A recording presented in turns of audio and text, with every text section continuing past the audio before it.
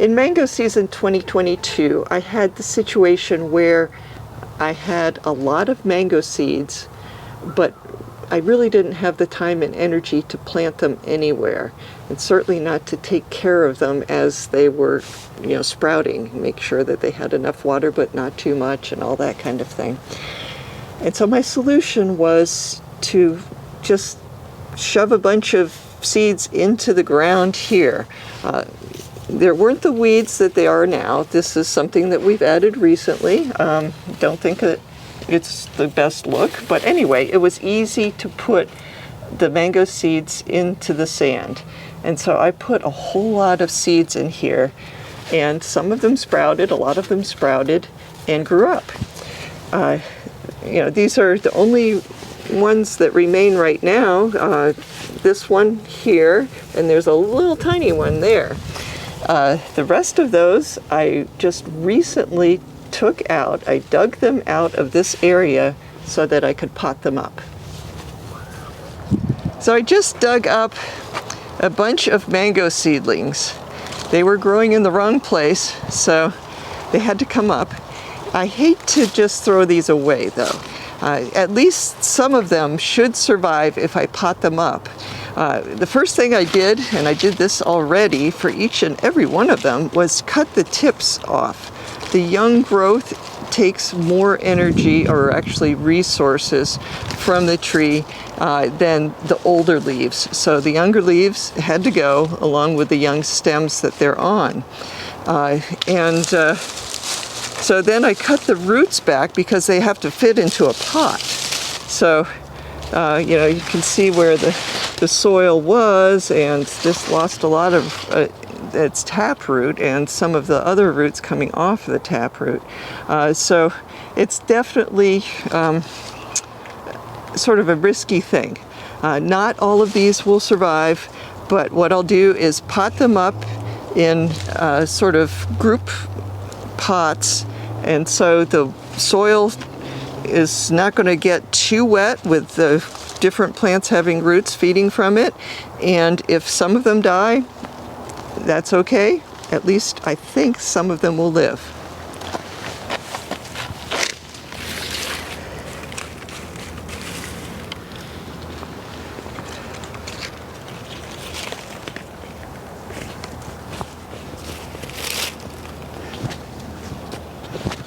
Get all these roots into the soil zone.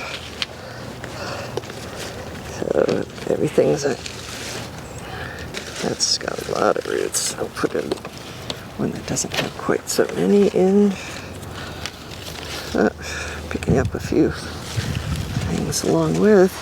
Okay, and then I mixed some perlite with the soil, just so that hopefully it doesn't get too wet for these plants, since they don't have much in the way of roots.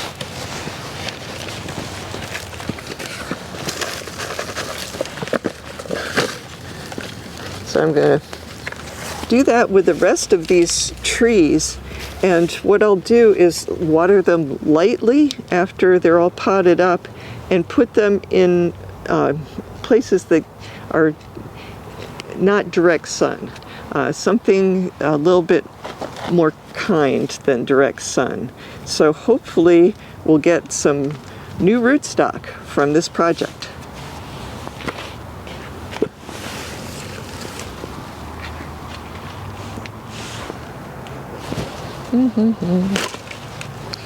Cut some of this big root off.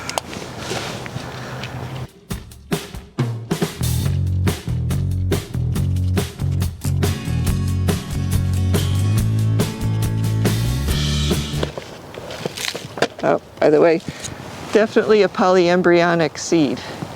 You see the different root systems here. So we've got 3 different plants. Probably just the biggest one will survive, but we'll give them all a chance.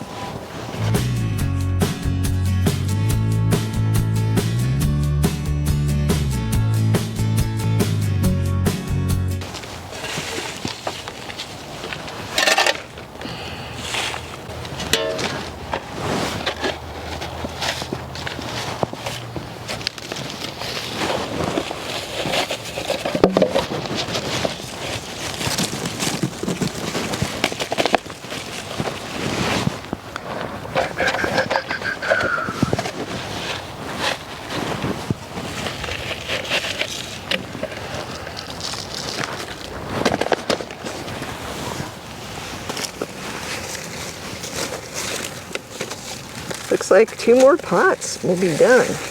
This one has quite a bit of damage on one of the roots from the shovel getting it out of the ground. So we'll have to see if that actually works or not. As I said, I don't expect all of these to survive, but it's an easy way to plant a bunch of seedlings without taking up a lot of space.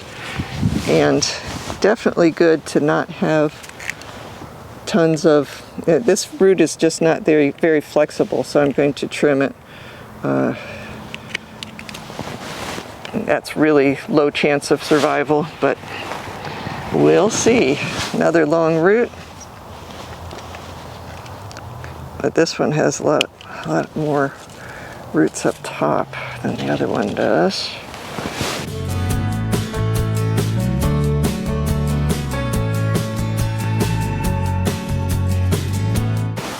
Okay, last one.